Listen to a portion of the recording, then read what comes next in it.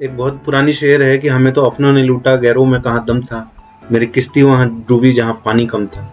दोस्तों यही हाल आज इंडिया के दूसरे T20 मैच में हुआ, जिसमें साउथ अफ्रीका ने इंडिया को पहले बैटिंग करने के लिए भेजा।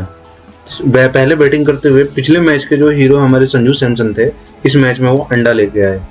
2 मैचों में शतक मारने के बाद जो उनके फेवर्स थे, जो उनके पार्टी के मेंबर्स थे, जो उनके सपोर्टर्स थे, जिन्होंने नारा लगाया था जस्टिस फॉर संजू, वो बहुत जोश में आ गए थे और उनको लगा कि तीसरे मैच में भी शतक मार के संजू सैमसन एक नया रिकॉर्ड बनाएंगे। लेकिन यहाँ ऐसा कुछ नहीं हुआ। पहले ही तीसरे ही मैच में संजू सैमसन 0 पे आउट हो गए। 0 पे आउट होने के बाद संजू सैमसन के साथ देने आए अभिषेक शर्मा, जो कि आखिरी 8-10 इनिंग से कुछ नहीं कर पा रहे। मेरे तो समझ में नहीं आ रहा उस बंदे को वहाँ रखा क्यों हुआ है। अगर ओपनिंग में वो चल नहीं रहा, 10 इनिंग हो गए हैं और वेटिंग में और भी लड़के हैं, लेकिन अभिषेक शर्मा को क्यों ढोया जा रहा है? क्या इसके पीछे कोई युवराज सिंह का हाथ है? क्योंकि सभी जानते हैं कि युवराज सिंह की वजह से अभिषेक शर्मा T20 टीम में है, खेल रहे हैं, क्योंकि युवराज सिंह को वो अपना गुरु मानते हैं। लेकिन दोस्तों कहने जानने वाली बात यह है कि अगर आप परफॉर्म नहीं कर रहे तो आप दूसरों को चांस दो, क्योंकि लड़के बहुत सारे हैं और हमारे पास कोई कमी नहीं है टैलेंट की। खैर, इंडिया और साउथ अफ्रीका के बीच दूसरा मैच जो शुरू हुआ, उसमें टॉस साउथ अफ्रीका ने जीता और टॉस जीत के इंडिया को पहले बैटिंग करने के लिए बुलाया। इंडिया ने पहले बैटिंग करते हुए टोटल 124 रन पे 6 विकेट पे बनाए। दोस्तों ये पिच ऐसी थी कि जो कि बॉलरों को सपोर्ट करती थी, लेकिन शायद फर्स्ट टाइम ऐसा हुआ कि साउथ अफ्रीका के अंदर इंडियन स्पिनर ने 5 विकेट लिए। खैर दोस्तों, मैच का हाल जानते हैं शुरू से। पिछले 2 मैच के हीरो रहे संजू सैमसन, इस मैच में 0 पे आउट हुए, उनको बोल्ड किया मार्को जेनसन ने। दोस्तों ये पहले ही ओवर में आउट हो गए। उसके बाद नंबर आता अभिषेक शर्मा। अभिषेक शर्मा की अगर 10 इनिंग देखी जाए, दूसरी इनिंग है उनकी 100 रन की जिम्बाब्वे के खिलाफ, उसको छोड़ दी जाए तो लगातार जो 9 इनिंग है उनको मिला दिया जाए तो भी उनका हाफ सेंचुरी नहीं होता। सिर्फ एक इनिंग की वजह से आज वो 10 इनिंग खेल चुके, लेकिन उनकी तरफ से कोई रिजल्ट नहीं है। इस मैच में भी उन्होंने कोई खास काम नहीं किया। इस मैच में उन्होंने 4 रन बनाए और वो कोर्जे का शिकार हुए। ठीक उसके बाद आए हमारे कप्तान सूर्या भी ज़्यादा देर नीचे टिके और सिर्फ 4 रन बना के वो भी LBW आउट हो गए। देन सूर्या के बाद आए तिलक वर्मा चूंकि पिछले मैच में उन्होंने जो इंडिया ए की तरफ से खेला था, बहुत अच्छा परफॉर्मेंस था और उनको चांस दिया गया यहाँ पे। उन्होंने थोड़े देर तक वो टिके रहे और 20 रन बना के वो भी आउट हो गए। अक्षर पटेल जो कि वर्ल्ड कप फाइनल के मैच के हीरो थे और लगा कि यहाँ भी कुछ कमाल करेंगे, वो बहुत ही अच्छा खेल रहे थे। 21 बॉल पर उन्होंने 27 रन मारे। लेकिन दोस्तों आज शायद उनका दिन ही खराब था, क्योंकि इस मैच में भी वो रन आउट ही हुए। T20 वर्ल्ड कप के फाइनल में भी वो रन आउट ही हुए। तो मतलब जो साउथ अफ्रीका वाले हैं वो कसम खा के आए हुए हैं कि इस बेचारे को ना बोल्ड करेंगे ना कैच आउट करेंगे, वो सीधे उसको रन आउट करेंगे। उसके बाद आए अपने हार्दिक पांड्या साहब ने आए, लेकिन कंडीशन इंडिया की खराब हो चुकी थी कि वहाँ पे खड़े रहने के लिए किसी न किसी की ज़रूरत थी। खैर पांड्या साहब ने जिम्मेदारी उठाई और पहले वो कुछ देर तक वो टिक के खेले। उनका साथ देने के लिए रिंकू सिंह थे। रिंकू सिंह ने भी इस मैच में कोई खास कमाल किया नहीं, क्योंकि एक तो बंदा ऑलरेडी बहुत पीछे आता है।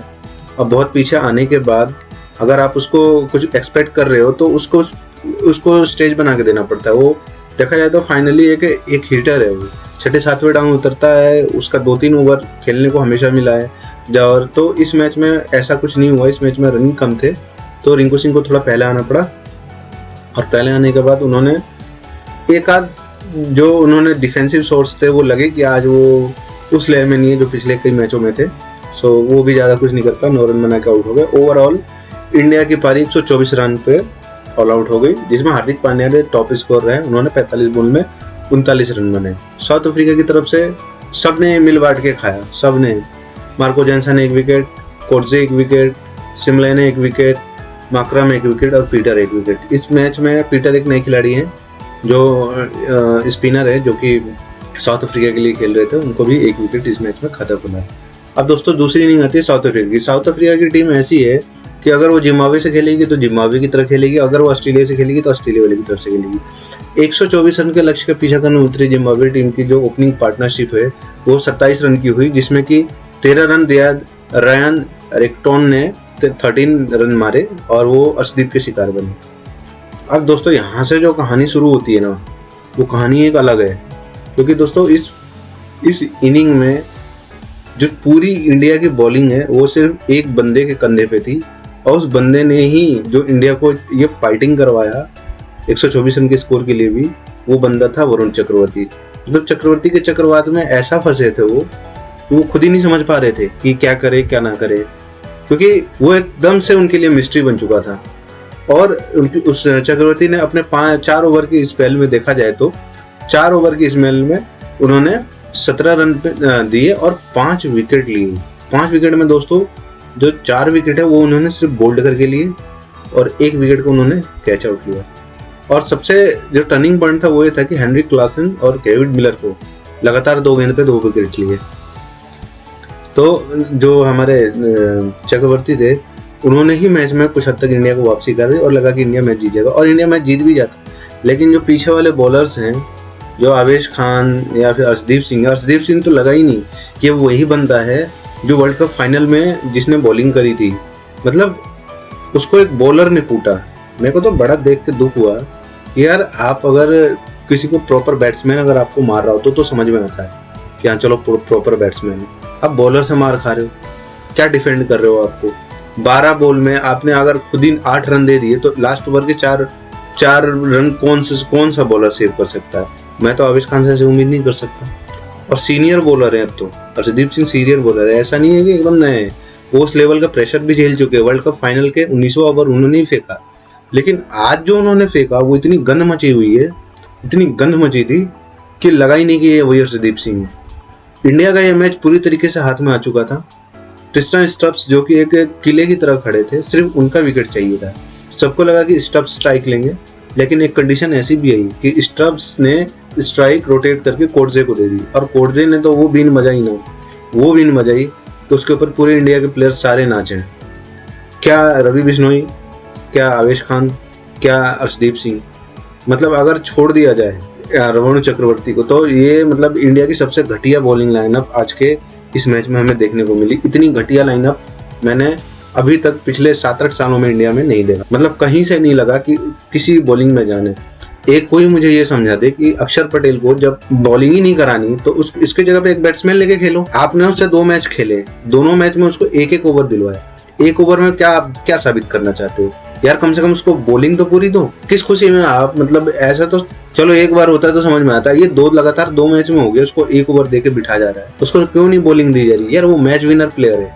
T20 में इतना ज्यादा टाइम नहीं होता है कि आपको सेटअप होने का, आपको वार्म अप होने का टाइम मिले। यहाँ पे सिर्फ अटैकिंग बॉलर ही काम में आते हैं। ये वरुण चक्रवर्ती हो गया, ये भी अटैकिंग बॉलर है, कुछ हद तक रवि बिश्नोई भी अटैकिंग बॉलर है, और वैसे ही अक्षर पटेल अटैकिंग बॉलर। भैया ऐसे बढ़िया जब अक्षर पटेल को नहीं लगाना तो फिर अश्विन को खिलाओ ना, जब आपको डिफेंसिव ही करवाना है। क्या मतलब जब सारे ही पिट रहे थे, आपने अर्शदीप सिंह को देखा क्या बुरी तरह मार खाया? क्या आपके दिमाग में एक बार भी नहीं आया अपनी माँ की कसम खाएगा बताना कि नहीं लगा कि हम वहाँ पे अक्षर पटेल को बॉलिंग देनी चाहिए? लेकिन क्यों नहीं दिया गया? अब ये तो भाई एकदम दिमाग से परे। सूर्या की कप्तानी कुछ हद तक सही रही क्योंकि उन्होंने टाइम टू बॉलर्स को वेरी कराया और बॉल बदल के लगाया, लेकिन ये बात समझ से बाहर है कि अक्षर पटेल के साथ ऐसा उस भाई ने क्या गलत कर दिया, या उस भाई ने क्या ऐसा कुछ किया जिसकी वजह से उसको 2 मैचों में 1-1 ओवर देके छोड़ा जा रहा है। बहरहाल दोस्तों मैच बड़ा अच्छा गया, और देखा जाए तो साउथ अफ्रीका को इस जीत की ज़रूरत भी थी, क्योंकि साउथ अफ्रीका काफ़ी लंबे समय से संघर्ष कर रही थी और काफ़ी टाइम से उसको इस जीत की तलाश थी।